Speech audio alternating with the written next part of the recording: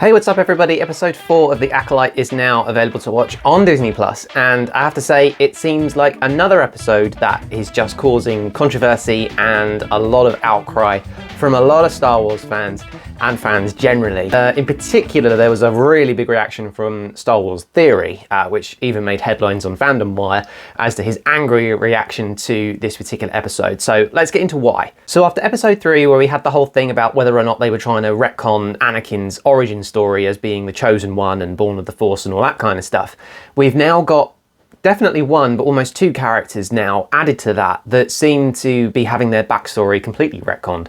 And first off the bat, and one that definitely you can't really argue with, is Mundi. And basically, his story when the prequels came out, it was written in a book that was published that at the time of episode 1, I think he was supposed to be about 60 years old, which means that by the time of The Acolyte and where that's set, he's not even born yet. And yet there he is, there you see him, not just standing in the room, but also talking and like actually being quite a big cameo. And he's not, the way Star Wars Theory described it was, he's not supposed to be there. Well, no, he's not actually supposed to even have been born yet. So they're retconning basically his age and his backstory, and you know, how far they go with that, I don't know. But it just seems as though, like, why? Why do you need to do that? It's almost as though Lucasfilm and Disney take what Marvel do in terms of cameo performances in shows and movies, think that that is somehow the key to a success, and then try to replicate that in Star Wars. Now, arguably with Marvel Studios, they also don't do a great job with it, because if you think about it, they push the cameo so much that actually it generally tends to overshadow the whole show in its entirety, or movie, or whatever. And realistically, if your show or your movie was actually any good, you wouldn't need to rely on cameos to actually make people want to watch it. So right off the bat, cameos are dangerous territory to go into and completely unnecessary. Let the story sell itself. If it doesn't sell, it's not a good story, so don't make it in the first place. But with this, it's just yet another thing that Lucasfilm and Disney have kind of gone into, dropping cameos in a show that's set way before episode 1 by like a century or more, and yet having episode 1 characters in it just means that you're toying with the audience and you're just going to upset people. If you're putting them in because you think you're going to make the prequel fans happy, no, all you're going to do is stir up yet more hatred really for the show, and it's bombing badly on a lot of the review websites. I mean, the thing is, you can't really read a lot into that.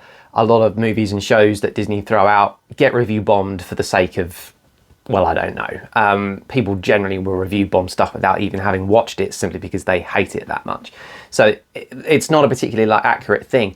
But even I, as a big Disney fan, are struggling with this show because they're taking things that we know as lore, as stuff that's been in books and movies and shows and all this kind of thing, and just flipping the story around. And it just makes it really hard as an audience to kind of stick with it and feel like you can be faithful to it. The second character who seemed to have a cameo, although he didn't say anything, and it could just be that it's someone of the same species, was Plo Koon, who I swear was in the background of quite a few scenes at the Jedi Temple on Coruscant. And no one seems to, well, I've not seen anybody mention this before, but there is definitely a character standing there that looks exactly like him.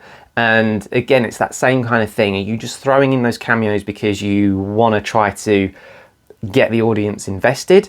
In which case it's not going to work. It's kind of horrible tactics, and as I said before, Marvel have done this sometimes successfully and sometimes not, but realistically you don't need to do it. You don't need to have cameos of characters in there. But even worse is if it ends up like messing up timelines and story arcs and established lore, and all you're going to do is just antagonize and just really diminish what the show could potentially be. If you take those things aside and park them for a minute, the actual episode itself wasn't so bad, and if they just focused on the story itself, then we'd be having a very different conversation. So the story wasn't too bad. They're basically trying to track down, I don't remember his name, but the Wookiee Jedi that's kind of gone into hiding. You've got May, who originally at the beginning of the episode is going out to find him to assassinate him, essentially. And then you've got the Jedi who are basically trying to find him to get there before May does, essentially bringing her twin sister Osha along the journey as well, so that the two can essentially meet. And Sol believes that, you know, May can maybe be kind of tempted back to, I would say, not necessarily the light side or the Jedi, but certainly away from the path that she's on at the moment, using her sister Osha as a way to kind of see the goodness in her, kind of thing. So, you know, the episode had a pretty good setup, and by the end of it, spoiler alert, you now see the big bad. He finally makes his introduction, his entrance into the show properly, and you see him close up, or her, we don't know. Actually, we have no idea who they are. But the funny thing about it is that there's loads of memes that are going around calling him like the smiling Sith, because of his helmet is very Kylo Ren-like. Also very similar to the Knights of Ren. There was a character in there that had a very similar looking helmet, but the way that they've like riveted the bottom of the helmet and the visor design, it just looks like he's got this weird grimacing smiling face. So the smiling Sith, as we now call him. The problem with that, and then he lights up his red lightsaber at the end and force pushes all of the Jedi to one side. So it's obviously very powerful and this kind of thing.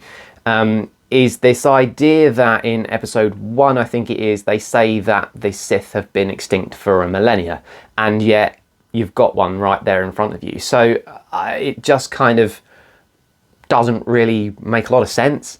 And also, on top of that, correct me if I'm wrong, leave a comment if I'm wrong, but I think the character that actually says that the Sith have been extinct for a millennia is Mundi, the character who is appearing in this episode of The Acolyte. So you're also kind of retconning what he says in episode 1, because he, of all people, would know that the Sith actually haven't been extinct, and going completely against what he says, because he's there and he can see it. And this is assuming, of course, that it is a Sith that we're seeing under this mask with a red lightsaber.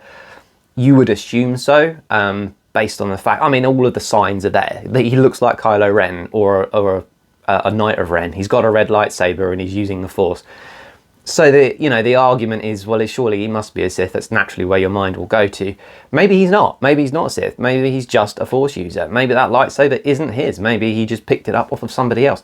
You don't know at this stage. But arguably, if they do go down that road and say, yes, it's definitely a Sith, you're then retconning episode 1.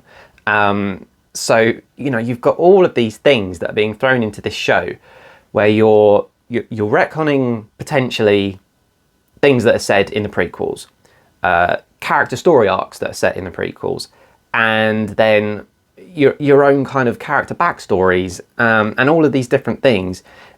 And it just doesn't sit right, because admittedly, although we don't know everything about what's going to happen in this show yet, there's just these things that just cast so much doubt and make the kind of believability of it very, very difficult.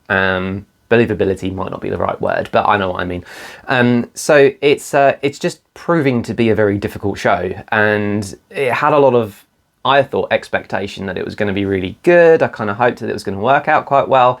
The idea of where it's set and all these kinds of things, you could certainly have some very interesting stories to tell, carrying on at the tail end of that High Republic era. Could have been a brand new story, but as soon as you start going against what is the established lore in the movies, I mean, it's not just other shows, the actual movies, that's when it starts to become a little bit more tedious and a bit more difficult to follow. So there we go. We'll wait to see what happens, and episode 5 next week, and we shall see. But please leave a comment, because as Star Wars Theory had said, he's obviously not supposed to be there. It's obviously then very controversial. He's a very difficult kind of influencer, for want of a better word, to kind of go by, because Disney will make absolutely anything and Star Wars Theory will trash it for the simplest of stupid ideas. So he's not an easy person to kind of follow, in my opinion. But having said that, he does have a point with this, in that they are going against, established lore of characters, and it just makes it very, very difficult. So please leave a comment, let me know. I'd love to know what you think. In the last episode, I had loads of comments about the idea that Anakin's backstory or his origin story was being retconned. So thank you for everybody that left a comment and watched the video. Hopefully you do again with this one. I'd be really grateful if you could. And also if you could subscribe, that'd be great as well. So with that said, and on that terrible disappointment, it is time to end. Thank you very much for watching, and I'll see you guys real soon.